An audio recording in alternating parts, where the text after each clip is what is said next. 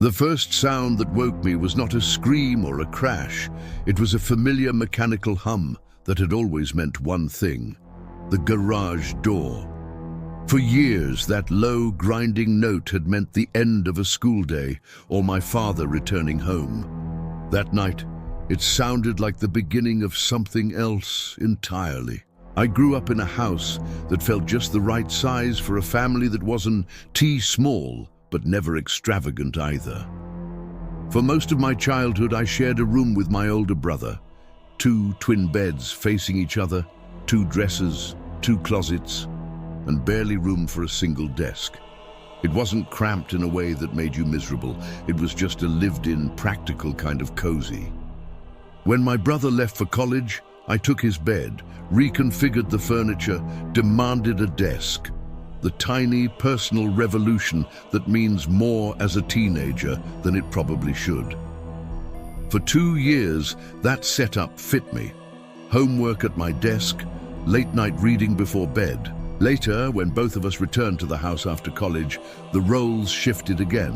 Furniture was swapped and claims were staked like small domestic treaties. I left my old room and moved into the upstairs guest room, smaller, quieter, above the garage, with 2 windows on intersecting walls catching the driveway and the side of the house. That Friday night, everything was quiet in a way the house rarely was. My parents were at the Shore House for the weekend. My brother was out of town for a conference. I remember the fatigue in my limbs after a brutal day at work, the way my book sagged in my lap as I tried to unwind. Around 11:30, I heard the low vibration, the garage door rising, and the whole floor shivering for those 10 seconds, familiar and wrong at the same time. It took a moment for the realization to settle in. Nobody should be home. I slipped to the window and looked toward the driveway. Darkness swallowed most detail, but the open garage glowed faintly. I rooted through the closet until my fingers closed on a long-forgotten baseball bat, the kind parents toss into the spare room closet just in case. I told myself rational things while I walked downstairs. Maybe my parents forgot something. Maybe my brother's plans changed. Maybe the door had glitched. But rationality dissolved the instant I heard voices, low, human, and from the bedrooms down the hall.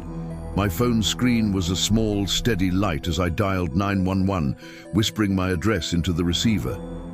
The operator's voice stayed calm, instructive. "Stay put, don't announce yourself." I pocketed the call as they told me, but staying put felt like surrender. Something in me wanted to act, to confront. I clutched the bat and moved. Hallway carpet muffled my steps.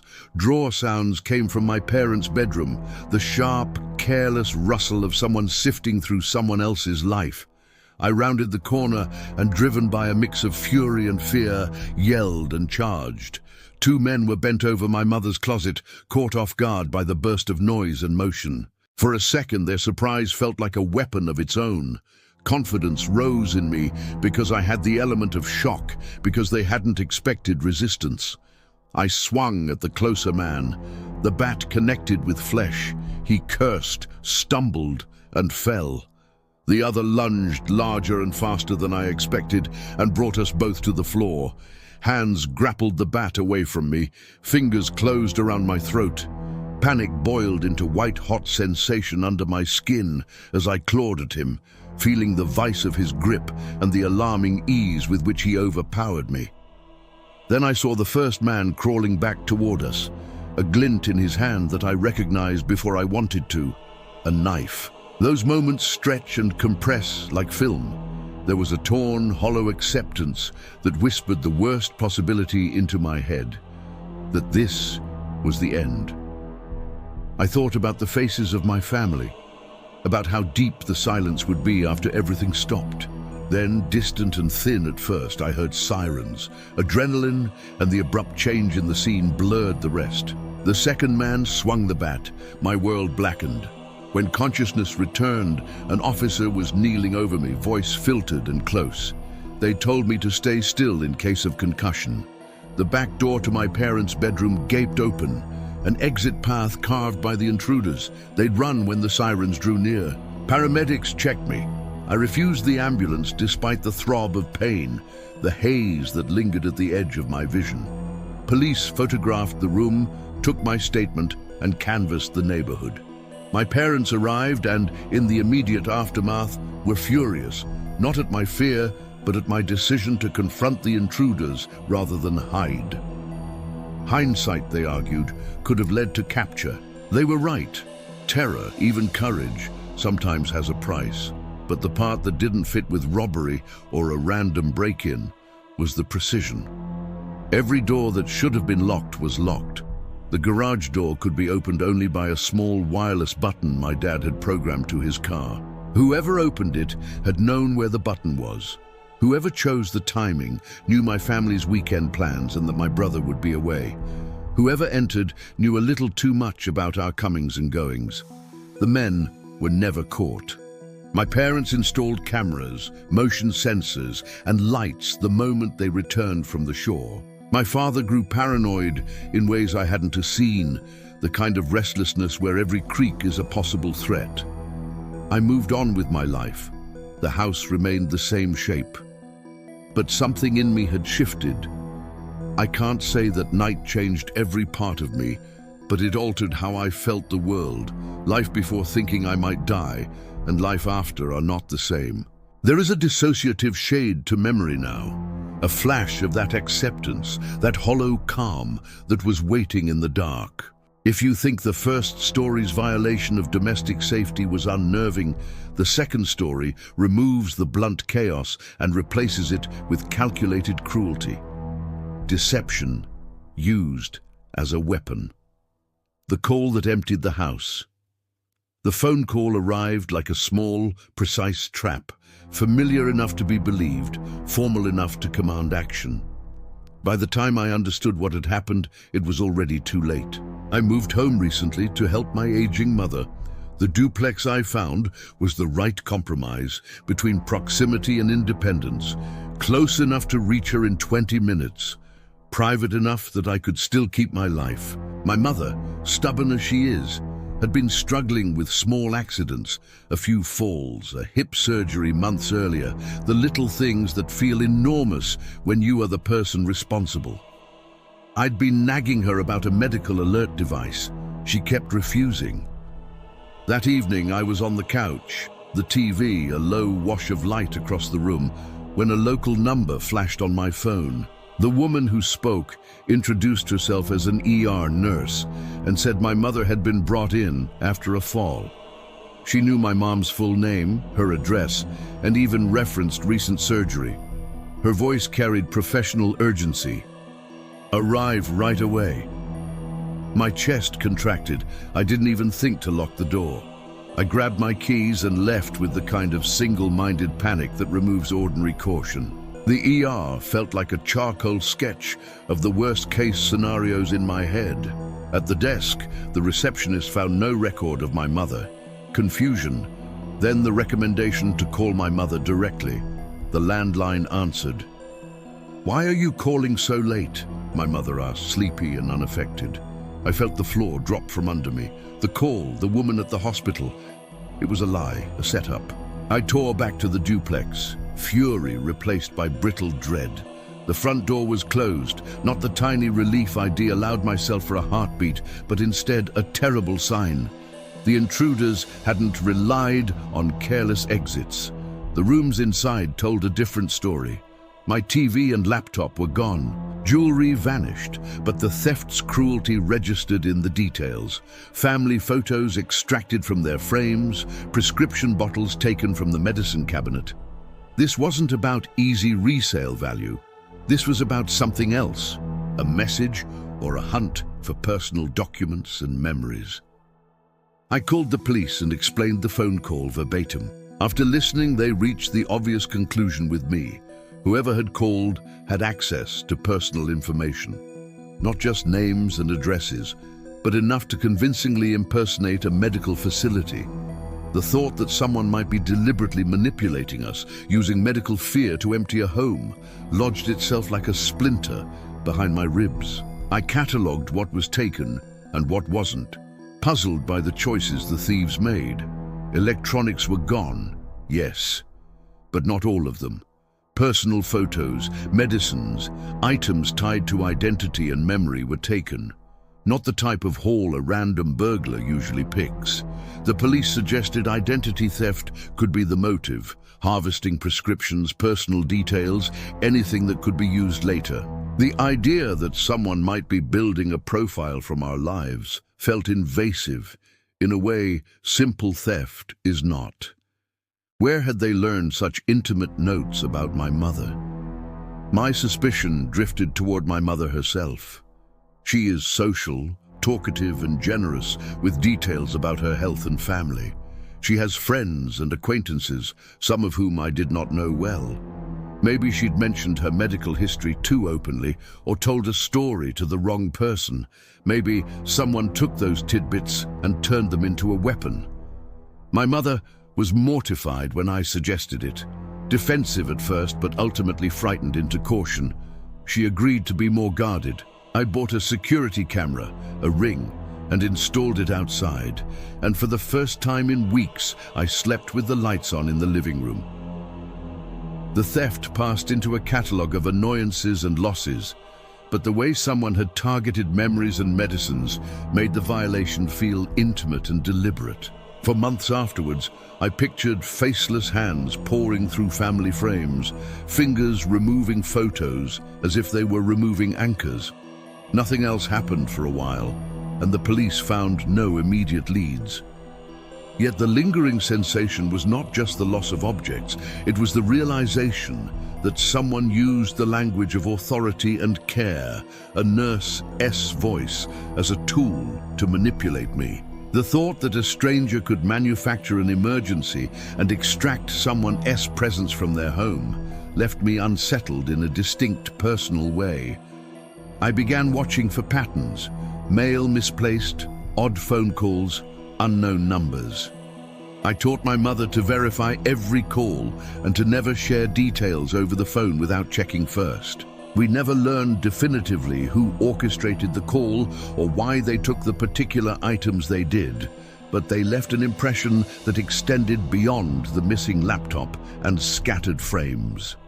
They left the idea that privacy can be engineered away, that trust can be summoned like a siren, leading you to step out into danger with your hands empty and your home open. The Ring camera made me feel safer, not fully safe, but less exposed. If anything else happens, I promised myself, I'd have something concrete to show the police. For the moment, we lived with the quiet aftermath and the brittle, careful vigilance that follows being manipulated. From deception that empties a house to obsession that claims it as a home, the third story is the most surreal.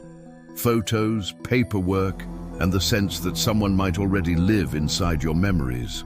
The pounding at my door was not polite. It demanded, it rattled, and it came at the hour that makes every ordinary noise feel like a test. What I opened the door to was not a masked thief, but a man who insisted, breathless and furious, that this place belonged to him. I'm in my early 30s, single, and I carved out a home for myself in a rented house that felt safe until it didn't. Thursday night, around 11, I heard heavy pounding at the front door. Not a knock, but a forceful insistence, like someone bent on breaking the wood. I crept to the window and couldn't see much because of a poorly placed porch light. I opened the door but kept the screen locked between us. The man on the step looked disheveled, agitated and exhausted. What made my skin go cold wasn't his fury, but the certainty in his voice when he told me without preamble that this was his house. His eyes jumped and darted. He was sweating.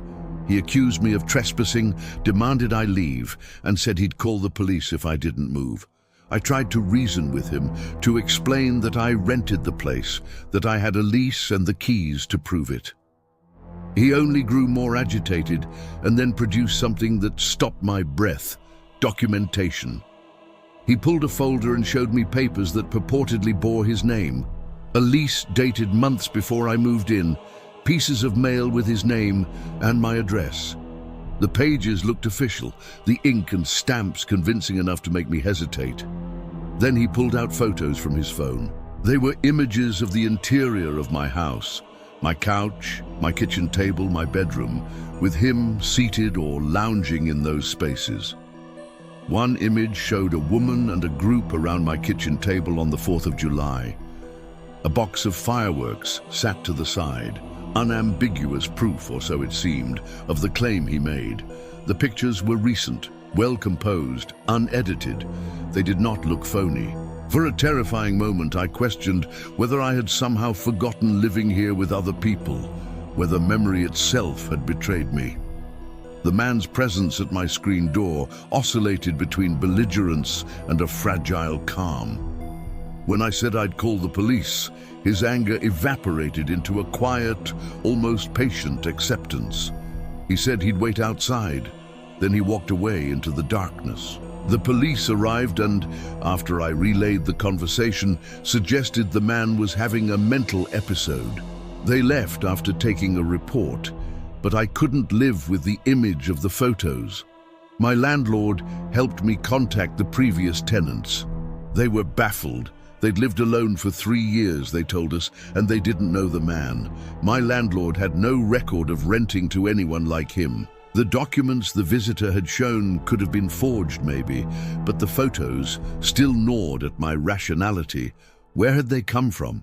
How could someone produce so much convincing evidence and remain a ghost to everyone else who knew the house? 2 weeks later, the house was trashed. It wasn't a simple grab-and-run job. Rooms were flipped, drawers emptied, the scene of someone searching for something specific. Yet many of my valuables remained untouched. The police found no signs of forced entry, which suggested a copied key or other inside knowledge.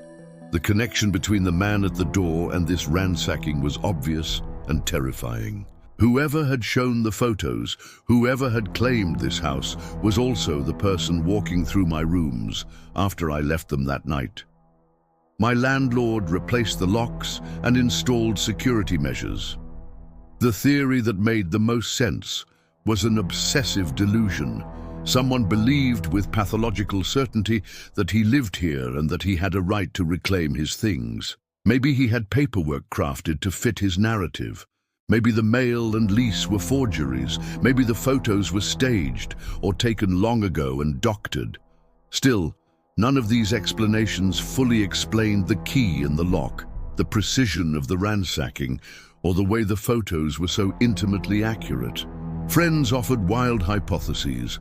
One suggested foul play, that the man was part of some larger con. Others suggested something less rational, that something else, a manipulation of memory or probability, was at play. I don't believe in the supernatural, but I will admit that the sense of being watched, of returning to a place, and finding it wrong in a way you can't pin down, carries a weight that logic alone strained to lift. In the aftermath, my life acquired an undercurrent of unease. The house felt like a stage set that someone else could walk onto at any time. Even when I tried to laugh it off, the photos lingered in the back of my mind. Why would someone go to the trouble of assembling such convincing evidence, then come pounding at a door with the kind of fury that suggests both belief and desperation? We never found him. The police had no name to trace. My landlord had no history to match. For a while I kept a flashlight by my bed and checked every lock twice before sleep. Eventually, I began to heal the practical way people do. Locks were changed, security measures installed, routines adjusted. The trashing of my home left marks, not only in damaged drawers and overturned cushions, but in a fragile sense of ownership. A house is where you build a life. Someone else's claim disrupted that narrative, left a corner of my identity frayed and uncertain. I never fully reconciled the mystery of the photos. Maybe they were an elaborate lie, maybe a cruel coincidence, maybe a mark of someone unmoored. What I know is this: the feeling of finding proof that your life was once someone else's, or that someone else insists it was, unsettles you in a way no broken lock ever could.